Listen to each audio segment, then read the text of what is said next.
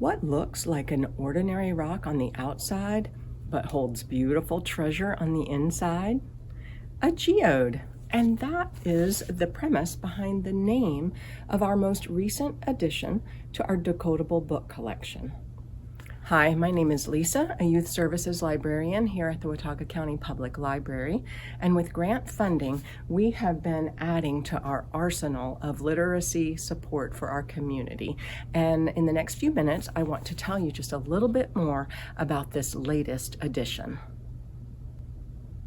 While many decodable book series focus on fun, engaging, and silly stories while children are practicing their decoding skills, the treasure in the Geodes books are that they are rooted in the belief that children can read to learn while they're learning to read. So each book in the Geodes series contributes to a child's background knowledge of other countries, cultures, people, and historical time periods. So while children are learning about those things, they're also practicing their decoding and phonological and fluency skills. So that background knowledge actually enables children to unlock text, and that is addressing an equity issue in literacy as well.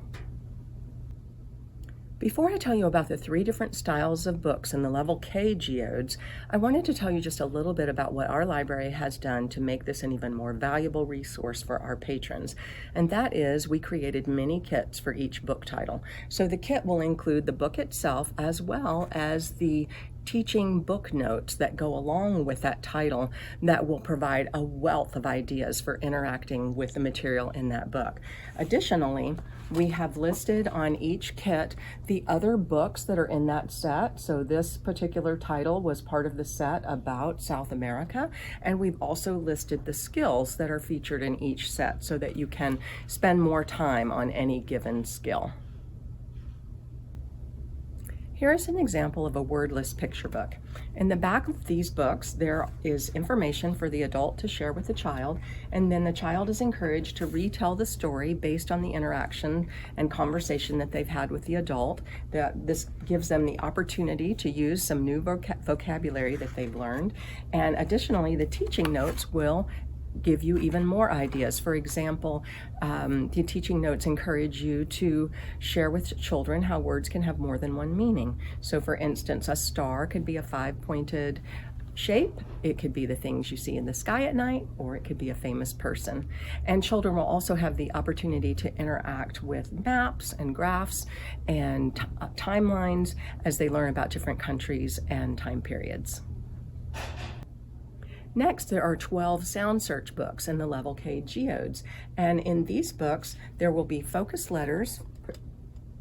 This book has F, N, and M, and the children will be shown images that they should be looking for as they go through this book of pictures that start with those 3 letters.